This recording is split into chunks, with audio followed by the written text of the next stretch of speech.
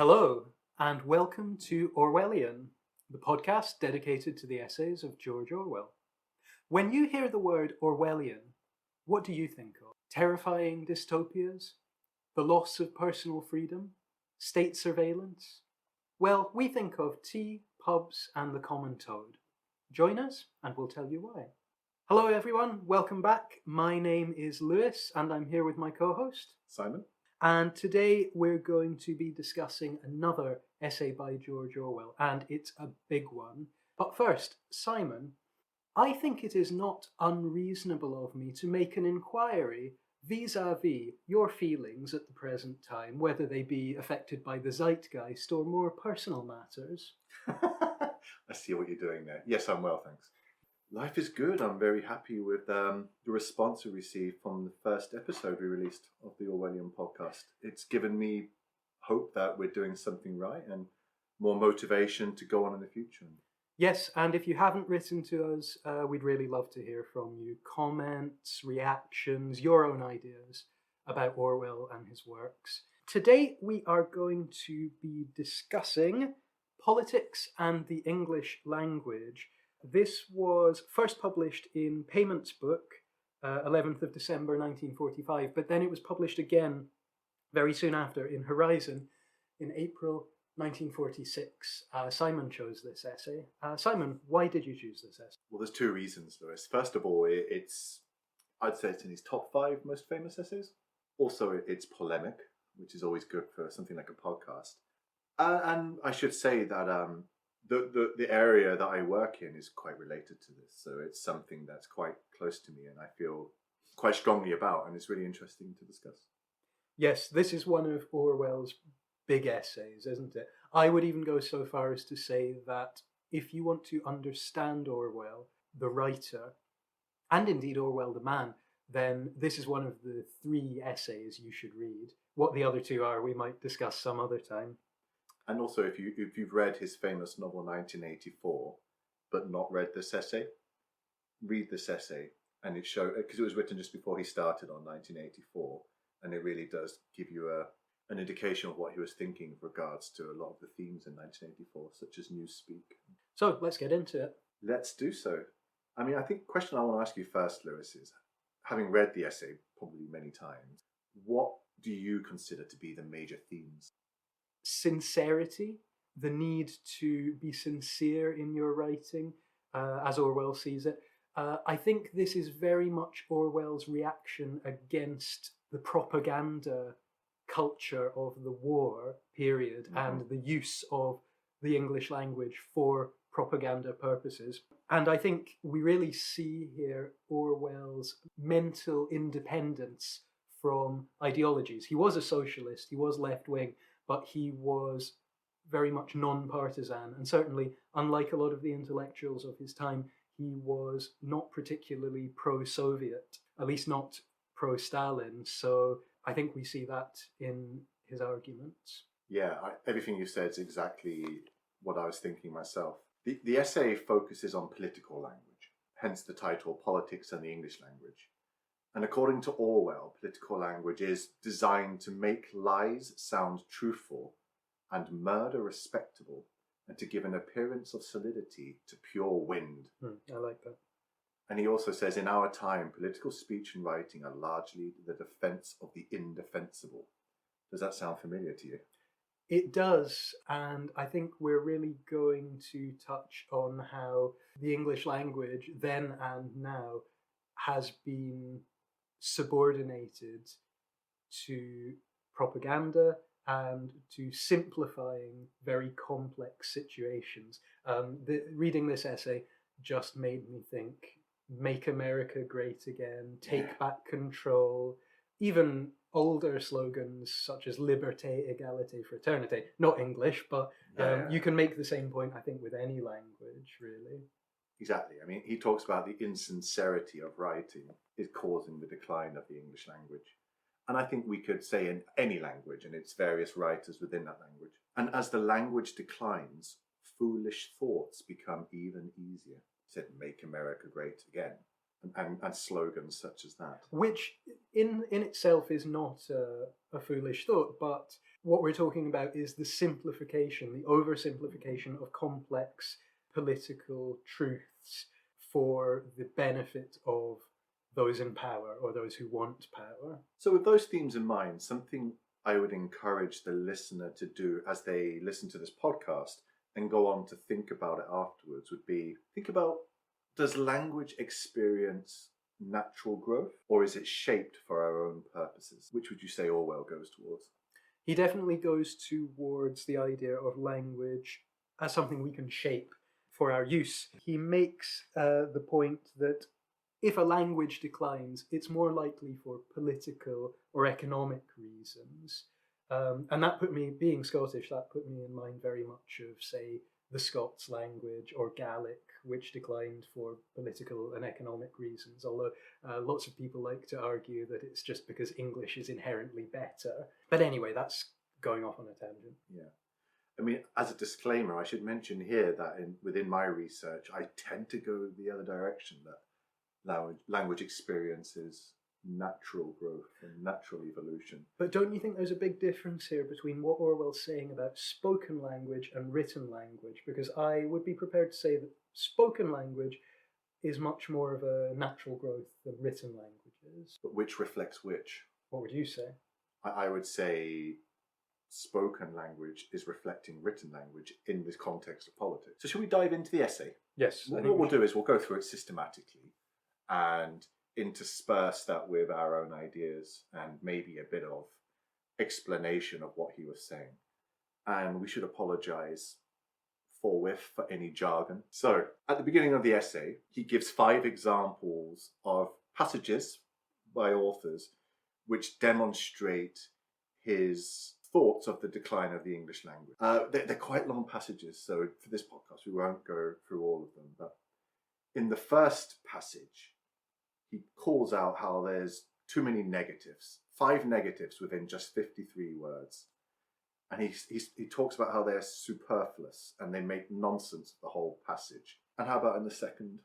In the second, he is showing us an example of writing which uses what he calls stale idioms or metaphors that have appeared in print so many times that they are no longer fresh images and they no longer make you think. In fact, his argument is that these metaphors are so familiar that you just kind of pass by them without really thinking about what the writer is actually trying to say. And if the listeners get the chance to read his third passage, he describes it as simply meaningless.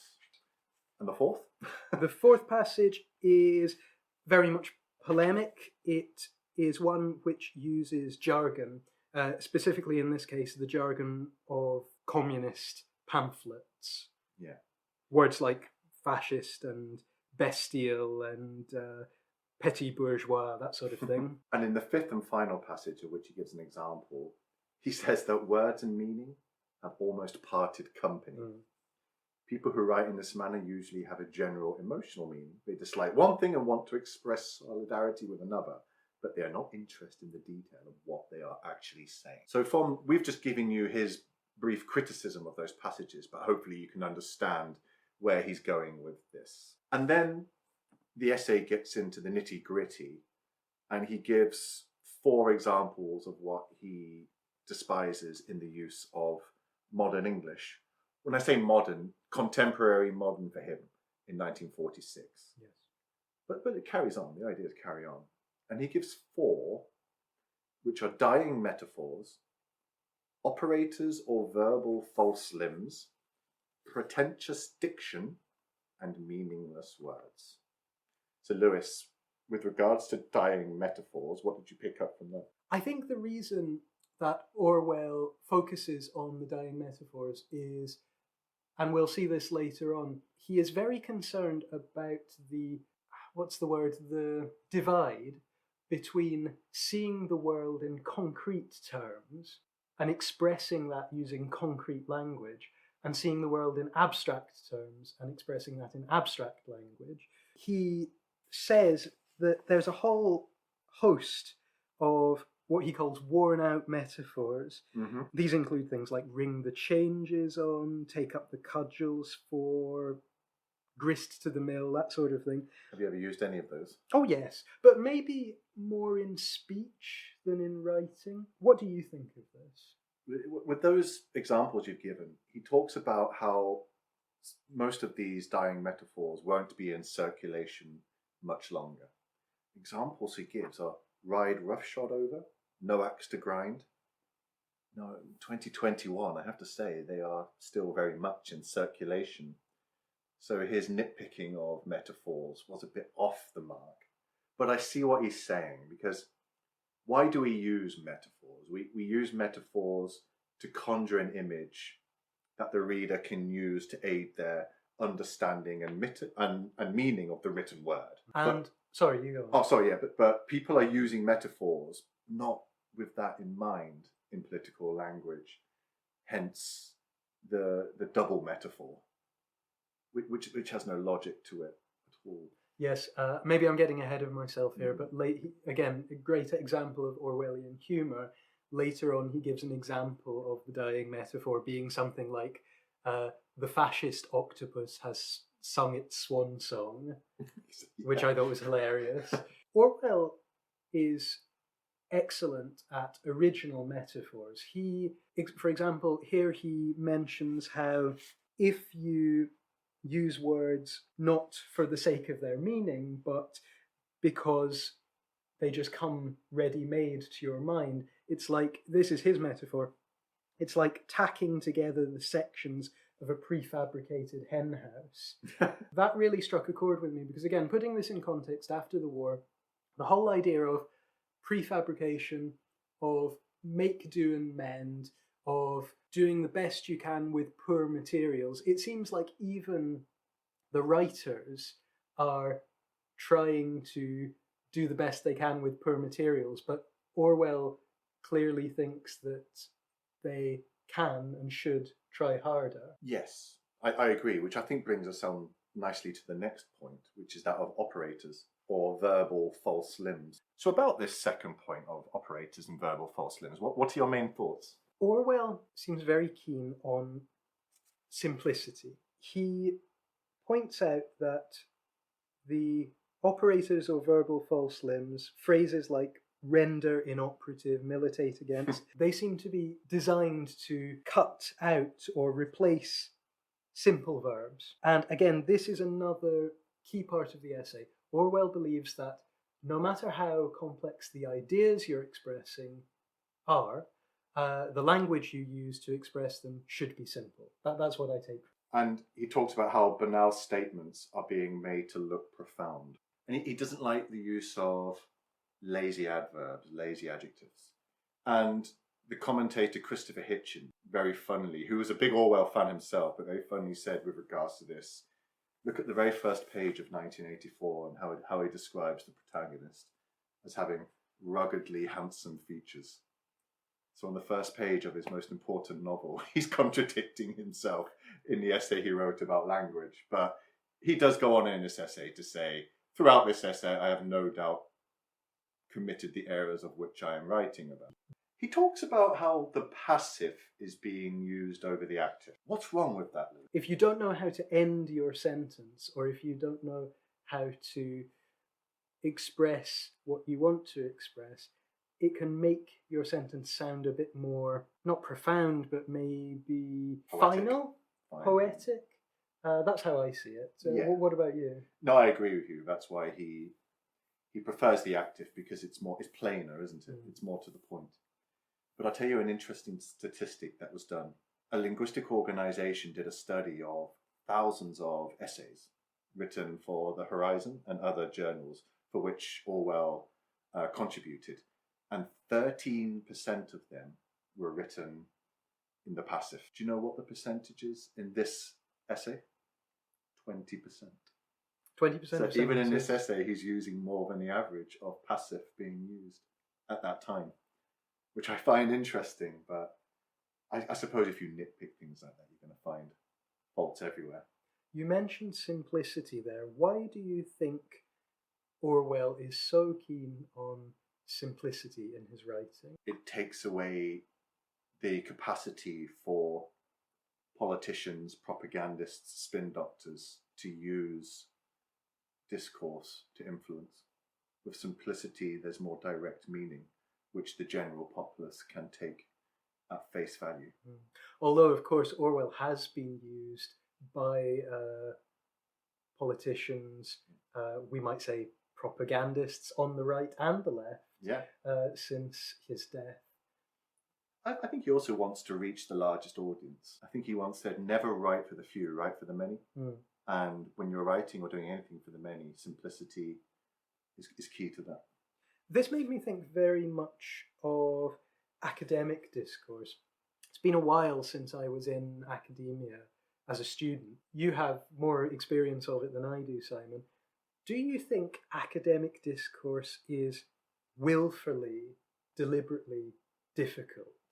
Yes, I do. I've written an example here from something I once read, and I'd like you to tell me what this means. Right. This is from an academic article. We see in this rehearsal of Foucault that contemporary criticism cherishes the displacement both of dialects by diacritics and of totalized organic representations of history by comprehensive graphs of affiliated disciples in their episteme. You did well to get through that. I've been practicing. That was a genuine sentence in an article I was reading, and I still can't tell you what it means. I'm sorry, I drifted off. Exactly. But I think I agree with what you've just said by giving that as an example. And it brings us on to the next point, actually, that of pretentious diction. So what we mean by pretentious diction, well, according to Orwell, is that it's used to make biases look impartial and scientific. What are your thoughts on pretentious diction? I am with Orwell here. I suppose we'll get into editorializing later, but I just wanted to bring up this point he makes about bad writers, and I'm quoting him here, bad writers, and especially scientific, political, and sociological writers, are nearly always haunted by the notion that Latin or Greek words are grander than, and I'm emphasizing this word here, Saxon ones. Simon, is there a racial or just even ideological element to his preference for so-called Saxon words over foreign words? Is this a case of make English great again? What is the English language if it's not an amalgamation of other languages, where we've taken words from Germanic, Saxon languages, French, Latin, Spanish, Italian, Dutch, Gaelic languages? So I don't really understand his point here. I do understand it, that when people use a foreign equivalent of a word, they're doing it with the meaning to make it sound more scientific, to give it more gravitas. Can you think an example of that where a foreign word would be used over a Saxon word, as he terms it? Well, earlier when I made my hilarious introduction to the podcast, I used the word zeitgeist. Whereas in Saxon, it would be... Time ghost. No, it would be spirit of the age. Yeah.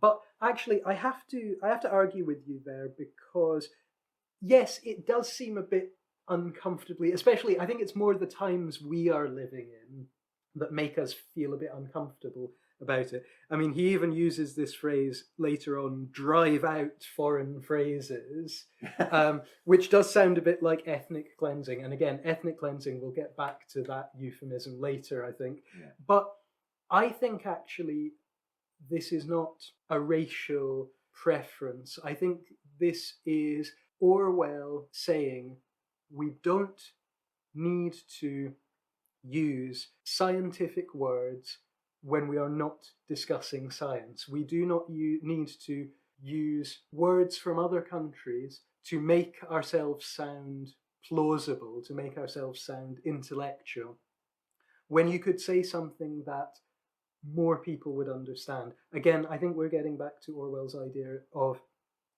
whatever you say, the majority of people you are trying to communicate with should understand it. And I'm sorry, I keep using the word say when I mean write, but it's hard not to conflate spoken and written language, isn't it? Well, let's think of a contemporary example of this. Boris Johnson, who is the Prime Minister of Great Britain. At time of recording. At time of recording, yeah. He is constantly using pretentious diction with Latin, because he studied the classics, I think. He's using Latin and Greek references and quotes from Kipling in everyday press conferences about coronavirus. And this is clearly his insecurity in his message or in his ability to put across a policy. And hence he uses pretentious diction to give legitimacy to what he's saying. And it is part of also building a persona, which is a form of propaganda. If I sound smart, I am smart in it. The Daily Mail laps it up, but I think a lot of people listening to it see through it. Have you not noticed in recent years, recent months maybe, rather than recent years, he has been using more, not earthy, but faux, pseudo, there's me using foreign diction, day-to-day language. Remember when he was talking about getting an oven-ready Brexit deal? Yeah. Because who's he appealing to in that? He's appealing to those who voted for Brexit, which, as we now know, demographically speaking, were people that came from working class backgrounds in the Midlands and particularly up north. And hence he's adapting his language to the audience to get a message across or to get a policy across. When he reverses the fox hunting ban, listen to the language he uses. In everyday English, do you notice pretentious diction? Let me see. Probably more from myself than anyone else, but...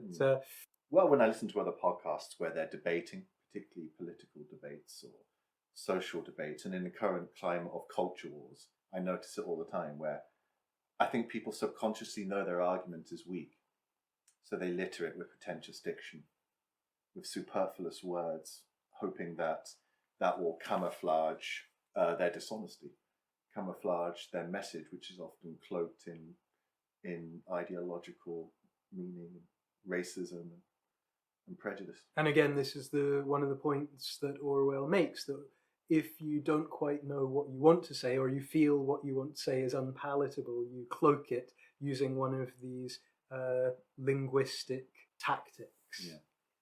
It gives an example, I think, of the purges in Russia, in Stalinist Russia. Yes. So purge has it's like a cleansing word, yes. A medically cleansing word. You're purging the disease from your body. So that it's purposefully been chosen as the word to describe what was going on, which was, well, mass murder. Yes. We've been giving examples from the right. We've been talking about Boris Johnson. We've been talking about people who are maybe prejudiced, but don't want to be honest about that. But let's give an example from the left. A word that the left used to own was that of the elites, elitism, the elite class. Yet do you not find it's been taken by the right now? Could you give me an example? Brexit, Trump, it's all about the elites draining the swamp. Yes. They've taken the pretentious diction from the left and owned it. Which I think is an indication of populism of our age, and how the right has, in a way, stolen the left's clothes in the past, whereas it would be the left saying, we need to drain the swamp, we need to deal with the elites who have been mismanaging our country for so long. Now it is the right saying that. Another topic we can talk about with regards to pretentious diction is war. If we look at English-speaking countries, we can look at the American, or the Allied invasion of Iraq and Afghanistan post 9/11, but it wasn't called invasion, was it? It was called liberation. Yes, and also that phrase regime change. Regime change, axis of evil. Mm. This is all pretentious diction. Yes. Using a lexicon to camouflage dishonesty. Let's move on now to meaningless words. So meaningless words are used to stop the reader from seeing the point of the statement. What meaningless word do you think he really gets into in this essay? We've given some examples of the misuse of language from the right so far, but something Orwell writes about that really touches on his times and also touches on our times is the misuse of the word fascism. Yes, this is also something that really, really annoys me. And here I'm going to criticize the left. A comment I receive from people is that we are criticizing the right too often in the podcast. Well, here we're going to criticize the left because the word fascism is just being thrown around willy-nilly these days. If it's something people disagree with, they call it fascist. Yes, and Orwell in 1946 was writing, "The word fascism has now no meaning except in so far as it signifies something not desirable." And he goes on to say that the words democracy, socialism, freedom, patriotic, realistic, justice are much the same. It really made me think also of the misuse of the word socialism, particularly in America. Socialism is anything that will take away your freedom. In Britain, I don't think it's as much of a dirty word, but it reminded me of when David Cameron and Ed Miliband were still the leaders of the Conservative and Labour parties.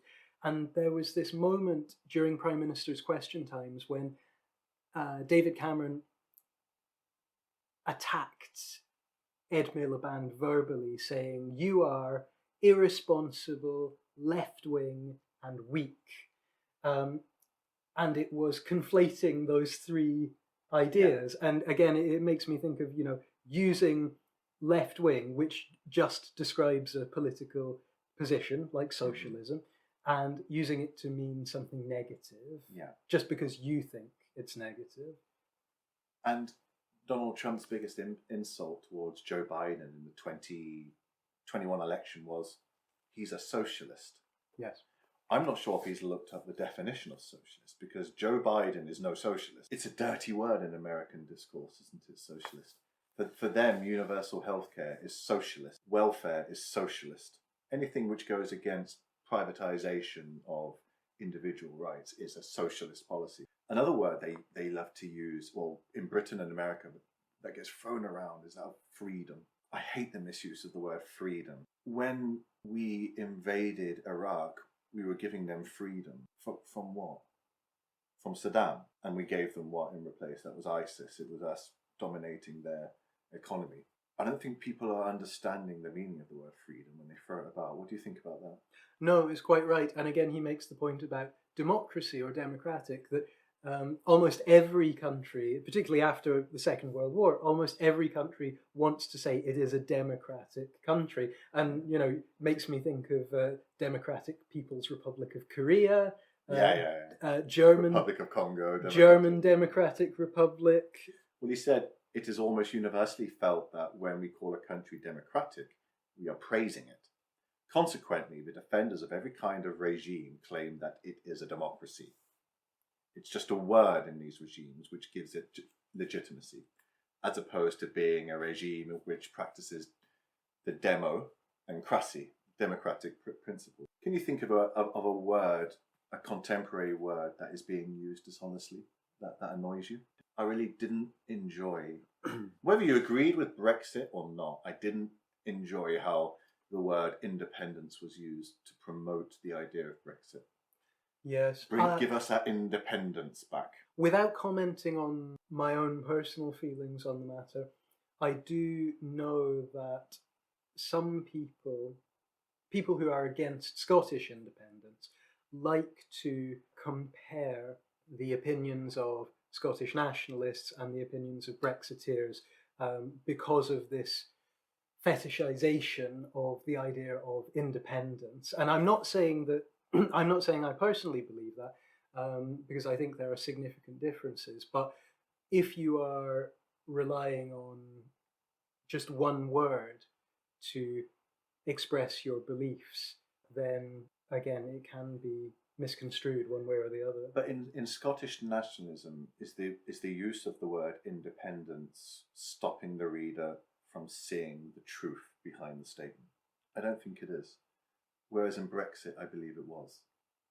I think the people using the word independence in the Brexit argument, and I won't mention names, but it's of a French-sounding surname, were using the word independence to camouflage from the reality of their argument. Not independence, but that was the word used to disguise the true meaning behind what they believed in. Whereas I don't think that's the case in Scottish nationalism. I think its independence is being used quite honestly in that discourse. I would agree with you there. So having gone over these four main things he dislikes about the use of modern English, he then gives a really good example. Can you put it into some context, Lewis? Yes, Orwell takes a passage from the Bible, the King James Bible, Ecclesiastes. Perhaps you could read it out for us, Simon. So this is the original passage. I returned and saw under the sun that the race is not to the swift, nor the battle to the strong, neither yet bread to the wise, nor yet riches to men of understanding, nor yet favour to men of skill, but time and chance happeneth to them all. And in modern English, this is how he believes it would be written. Objective considerations of contemporary phenomena compels the conclusion that success or failure in competitive activities exhibits no tendency to be consummate with innate capacity, but that a considerable element of the unpredictable must invariably be taken into account. So, Lewis, which did he prefer? He preferred Ecclesiastes, probably unsurprisingly.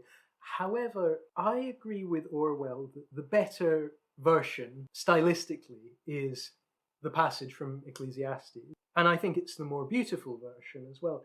However, and I would be really interested to hear how you feel about this, Simon, when I read the version in modern English, I found that I actually understood that version better than the version from Ecclesiastes, and that rather frightened me. And I think it speaks to how deeply that kind of language is ingrained in modern society, and particularly in academia. What do you think? Well, I agree with you that all of your reading that you've done throughout your education and professional life would have been written in what he's calling here modern English. So you're more used to that.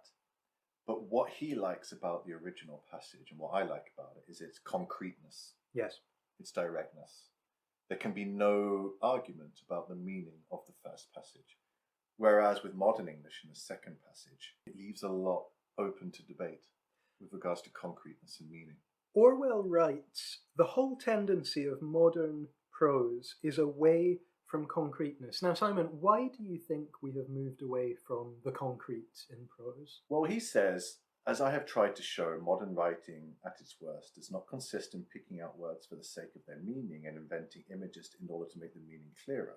It consists in gumming together long strips of words which have already been set in order by someone else and making the results presentable by sheer humbug. So he's basically saying it's easier. So this modern English in the way we are writing now, it's easier to do. It's putting together the prefab henhouse. There's a lack of having to dig deep within your own thought and expressing it through language. Do you think it also expresses a kind of ivory tower attitude to life? Because it reminds me very much of the passage earlier on where he points out the misuse of the metaphor, the hammer and the anvil. And Orwell says that most people think that in the relationship between the hammer and the anvil, that it's the anvil that comes out of it worse. Whereas, in fact, if you've ever used a hammer and an anvil, you know that the anvil can often break the hammer. And that made me think very much, Orwell was a very practical man. He had a farm, a croft in Scotland for a while. He loved gardening. Was that in Jura? It was Jura, yes. And he was very outdoorsy. So I imagine he'd seen a few hammers on anvils.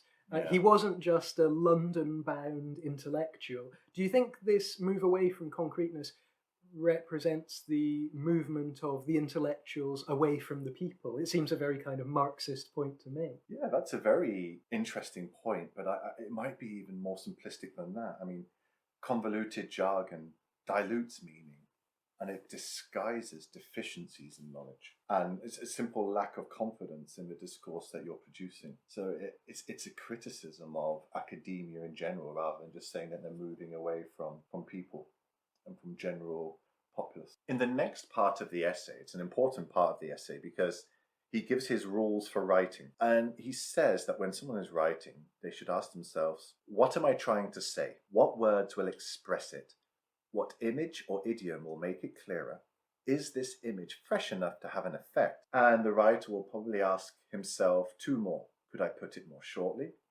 Have I said anything that is avoidably ugly? So in the original passage, gender pronoun. In 1946, all the grammar books, well, I think until 1990, all grammar books said when you're speaking of a neutral gender, use the masculine. Yes, and himself. not only that, but when I was at university and I decided to use they instead of he or she, I was told off for it, and that was Yeah. that wasn't a very long time ago. But now that's the accepted way to use a gender pronoun is they. Yes. And then, I mean, it's in the APA stylistics. Do you agree with that? Yes, I do. So do I. And I think that we're dealing with a man born in 1903, died in 1950. I don't think we can judge him for not conforming to our idea of gender-neutral language. I entirely agree, and especially when the grammarians and official grammar books are saying use it as such.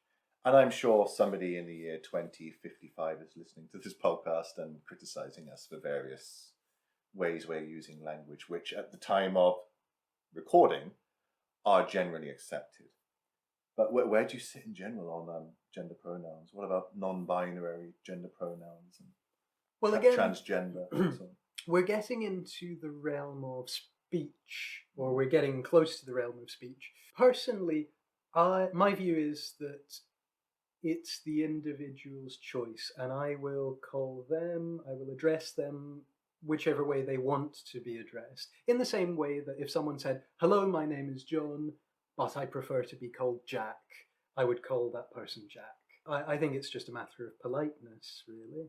With regards to political writing, do you think some political writing is using gender pronouns purposefully to reach its audience? For example, a left-wing writer will go out of go out of their way. Fascist. Will go out of their way to use sentences that include as many gender pronouns as possible to demonstrate their inclusiveness. Whereas somebody who's writing for a more right-wing publication will probably purposefully put himself for a gender-neutral pronoun. Yes. Knowing that the readers of that publication will enjoy that. Yes, and I have also noticed writers who are more feminist, when they are talking about a hypothetical person, they're more likely to say her and she when they're trying to make a point about what might be done by this hypothetical person. I've always been a bit of a fan of extremism within certain movements as feminism, using the pronoun herself to displace the gender-neutral pronoun of himself. Because I believe you have to be extreme to bring it back to the centre. Do you see what I'm saying? Yeah. So I've always quite enjoyed that. But I don't think it's the way forward, but I appreciate when they do it. This is maybe why I always use they, because You're doing the right thing now. Well, yes, according to the modern grammar books. And I'm always for compromise, myself. So maybe that's why I use they. So now in a lot of universities, it's written within a contract of a lecturer that if you use gender pronouns politically, by that they mean purposefully using the masculine or the feminine when it should be neutral, you will be put before a tribunal. Is that right? Yeah, and can lose your job if it's done repeatedly. I've done it accidentally, not himself, herself, but I'll say often him or her. I'll come and visit you in prison. So. And therefore I'm excluding those who are non-binary, identify as either male or female. Yeah, and it's not through any ideological ignorance on my part, it's just a mere linguistic slip of the tongue. And yes, because it's a slip of the tongue, it shows you how systematic the whole thing is. People like to say these things come down to personal preference, but because you're doing it automatically, it shows that you've grown up in a system which is skewed towards men, I would say. Yeah. How much gravitas do you give to age in the use of words? So somebody who's in their later years, making what we now deem to be linguistic mistakes, how much you let them off the hook? Is that a dying metaphor? Let them off the hook? You can use it in speech. We're talking about writing. We just throw dynamite in the water now to get the fish, don't we? Well, I don't know about you, but it really depends on the context. You can't just have one blanket solution. If someone is a very well-known academic who is writing and writes something that is no longer seen as acceptable linguistically, I would expect them to know better than, say, my relative who worked in the dockyards for Yeah. 50 years. So is there any contemporary politician whose political language you enjoy? Yes, I remember Obama was probably the last politician who I really enjoyed the speech of, and I would actually buy a book written by Obama, and he's probably the most recent politician. I remember saying when he was running for president that I liked him because he was an orator, and it seemed he was returning to that very venerable tradition of Lincoln and Kennedy, those American orators. I mean, going back to Obama, yes, we can. Yes. Oh, please. No, it wasn't just yes, we can. It was his soaring rhetoric. It was the opposite of dumbing down, I felt. Yeah, okay. I mean, he gets a lot of plaudits for his oratory capabilities, doesn't he?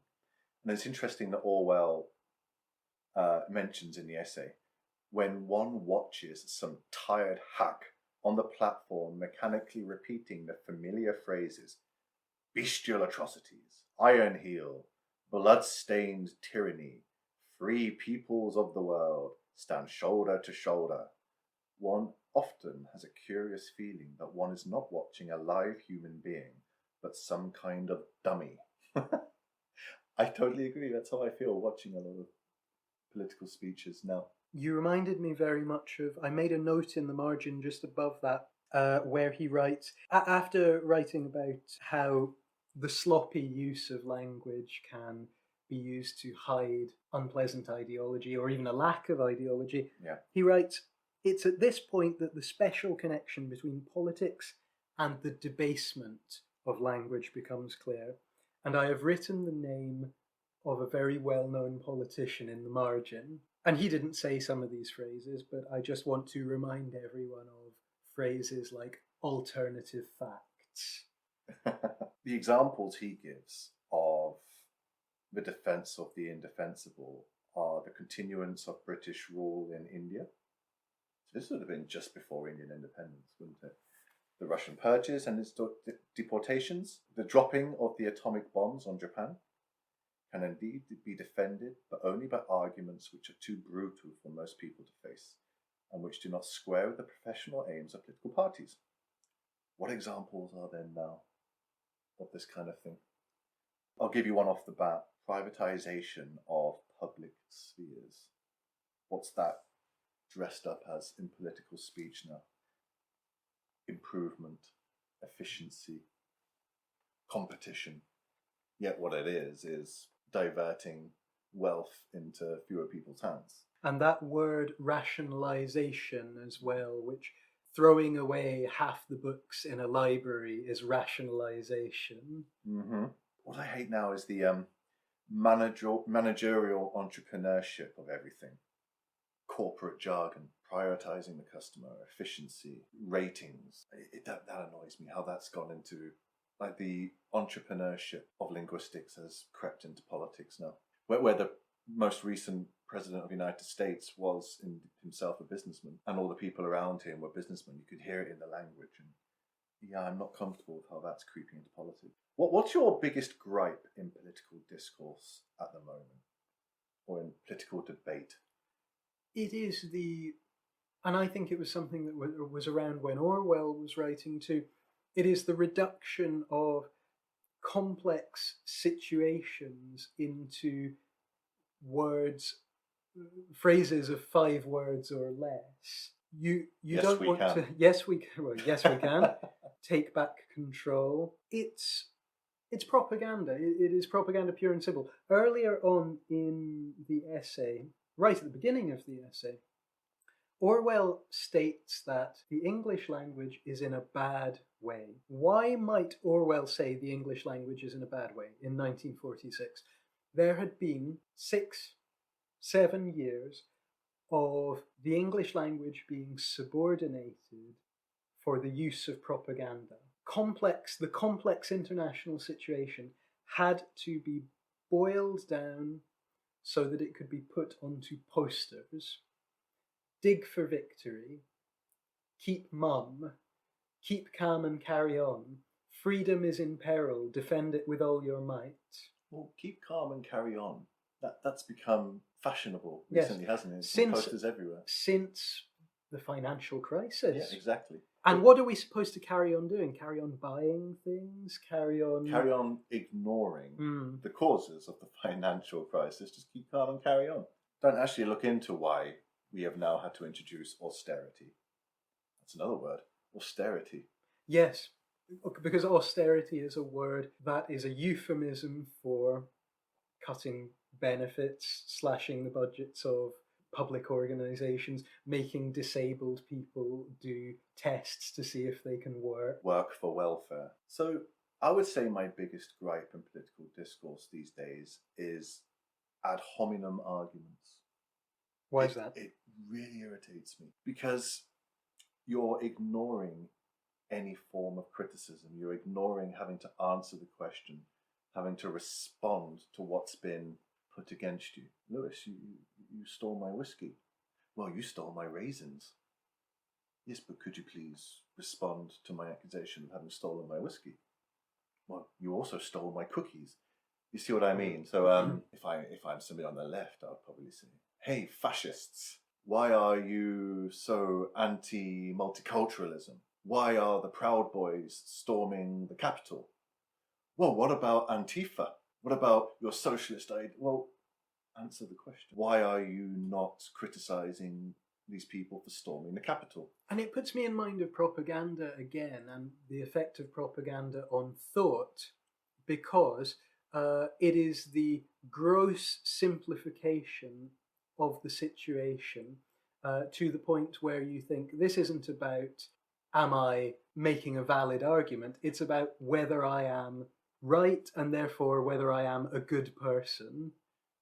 Absolutely, yeah. So let's finish up by talking about what the solutions are to this decline of the English language and politics. So he says it's curable. And if I may quote him, he says, to begin with, it has nothing to do with archaism, with the salvaging of obsolete words and turns of speech, or with the setting up of a standard English, here, which must never be departed from.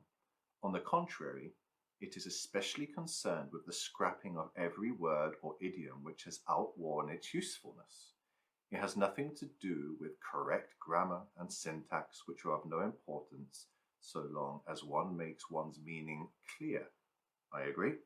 Or with the avoidance of Americanisms, or with having what is called a good prose style. Now, with that in mind, he gives a very famous 6 pointers to good writing in the English language. So I think we should go through each of those 6 points. And yes. Can you give me your thoughts on each one? So number 1, never use a metaphor, simile, or other figure of speech which you are used to seeing in print. I quite agree. Why? I think if you wish to write with originality, if you wish to put your thoughts across in a way that will make people view your argument as something fresh, then you need to put it into fresh terms. And also this will help you as a writer to really focus on your meaning. He's worried about us copying what we see in print and rehashing it because it's easy. And also because that way ideology is made. We just repeat what people have told us as gospel. Exactly. So you agree with this one? Yes. I half agree. I think I often get a lot of inspiration from the use of metaphors in other people's language, other people's writings, and feel I can use it to my own means. but making a systematic habit of it is where I think I think he's getting at. So I agree with him in that respect. Number 2, never use a long word where a short one will do. What's your view on this one? Never use a long word where a short one will do. Again, this is about accessibility. This essay is for people who write for a living, or at least spend a lot of time writing. Journalists, academics, people studying to become academics, people involved in politics. What I'm interested to hear, Simon, from you is it possible to avoid jargon? It's not possible to avoid jargon, but it's possible to use it in a manner which is befitting of the message you are trying to put across, not to camouflage dishonesty. What do you think about that? Can you think of any positive jargon? I know jargon's a negative word in its meaning, but can you think of any jargon that can be good? Jargon can be used to create a feeling of community, can't it? Exactly. You mentioned earlier, dig for victory and things Yes. like that. That was to motivate people to come together in the common cause of food in a time of rationing. Yes, and also in, say, a pamphlet circulated among a certain interest group, then jargon will make people feel part of that community, part of that interest group, and then you will recognize who belongs to your interest group by who can understand the jargon. But I think it's important not to use complex words when you want your message to reach the greatest number of people. Yes. And when he says long words, I think he means complex words, not because some long words are quite easily understandable. No pasaran. It's a jargon I've always enjoyed. Yeah. And I'm sure that really, we'll talk about this in future podcasts, but that really motivated the people of Madrid to defend their city from an ideological enemy. Right, number 3. If it is possible to cut a word out, always cut it out. Yes, yes, yes, yes, yes, yes, and yes. Yes. So we both agree on that. We agree. No discussion. Number 4. Never use the passive when you can use the active. I disagree here. I prefer the active, and I can see that it's aesthetically nicer to read. What are your thoughts on that? Why do you disagree? It's contextual. Sometimes I think the passive is unavoidable. I think this is quite a childish rule by Orwell. Really? To never use the passive where you can use the active. Can you think of an example of where the passive might be necessary? Perhaps not necessary, but of no differentiation. You think it's Lewis shut the door. The door was shut by Lewis. I mean, is there really any differentiation there in the message I'm trying to get across? Well, I suppose the main difference is who you focus on in your mind. Do you focus on the door, or do you focus on Lewis in that sentence? Yes, but I don't think there's any political or ideological meaning between either. I think of all his arguments about the use of language, metaphors, etc., I think this is the one where it's just, I don't think it adds to his argument. This is the one point where a lot of people diverge from him and say, of all your reasoning here, this one's a bit nitpicky. But we'll agree to disagree. Or we have been disagreeing in the occasion of agreement. Number 5. Never use a foreign phrase, a scientific word, or a jargon word if you can think of an everyday English equivalent. I disagree. I'm more in line with Orwell again here. I think if you want to express an idea as clearly as possible, you need to avoid jargon because that will exclude some people. You need to avoid foreign phrases because why do people use... But why do people use foreign phrases? Even to this day, I would say so they don't commit a faux pas. People use foreign phrases, I would say, even to this day, as a kind of... I think you're going down a cul-de-sac here. Oh, give me strength. People use foreign phrases to give an idea that they are elevating their discourse. They are educated. Parce que c'est plus romantique. So we disagree again. Yes, we disagree. We disagree. And we have a different Weltanschauung. Right, the final point, number 6. And he's saying this humorously. But break any of these rules sooner than say anything outright barbarous. By barbarous, does he mean say something horrific, something offensive, He means or ugly. ugly? You I think it he means means ugly? He's left himself open to attack here because of the ambiguity of this final point. And he is just trying to be funny. But what I do think he means ugly. How about you? What do you think he means by barbarous? I thought that he meant something offensive, something indefensible.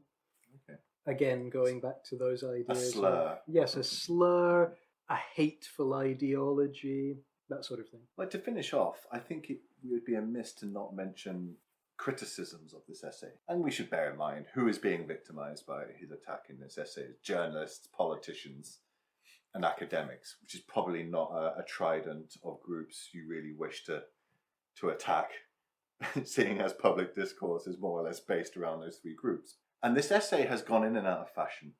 In the 60s and 70s, it was a part of all English literature courses. And then in the 90s and 2000s, with the advent of post-structuralism, it's kind of gone out of fashion. And then very recently, it's coming back in fashion.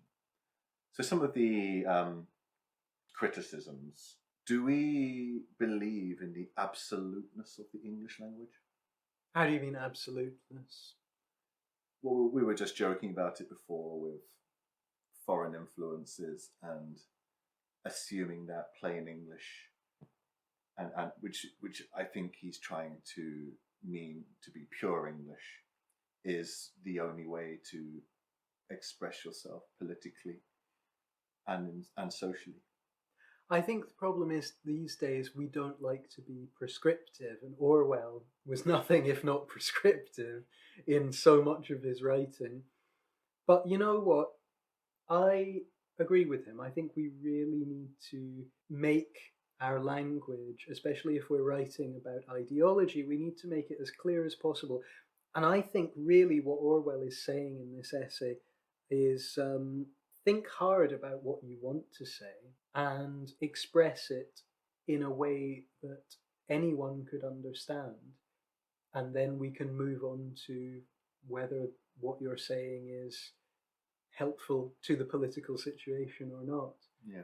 Don't just throw out worn out phrases, propaganda. Tell us clearly why you feel this way, and then we can maybe move on to a dialogue. Okay. Next criticism. And this is actually mine. This essay is about how the convoluted language is camouflaging dishonesty in politics. But I would say now, in the contemporary age, straightforwardness is now being used to dress political meaning. I would agree with that. We mentioned earlier Boris Johnson's shift from being the Latin and Kipling quoting toff to becoming the man who says things like oven ready deal. Yeah. And every speech Donald Trump has ever given. This is my personal criticism. I just believe the register of language is more complex and fluid than Orwell gives it credit for, and can be used to justify any means. But in the context of when he wrote the essay, he's just come off from the Second World War, and he's looking at Stalinism in the face. So I can understand what he means by that. But a final criticism we should address is in this essay, is he not advocating a stunted lexicon? For example, he speaks a lot in 1984 about newspeak and the mass rendering of words obsolete. Yet he's encouraging us to make an awful large chunk of the lexicon obsolete.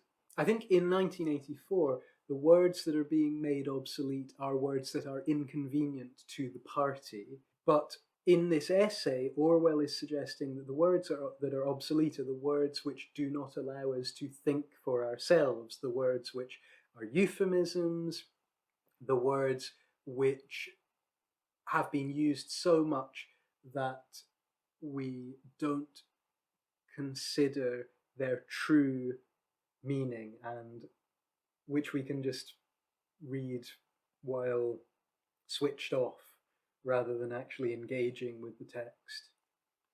Good point. And finally, he's a little Englander, isn't he, Lewis? No, Orwell is not a little Englander. Orwell is a writer who likes to seem like a little Englander, who likes to seem like the man who likes his pint of ale and Saxon words.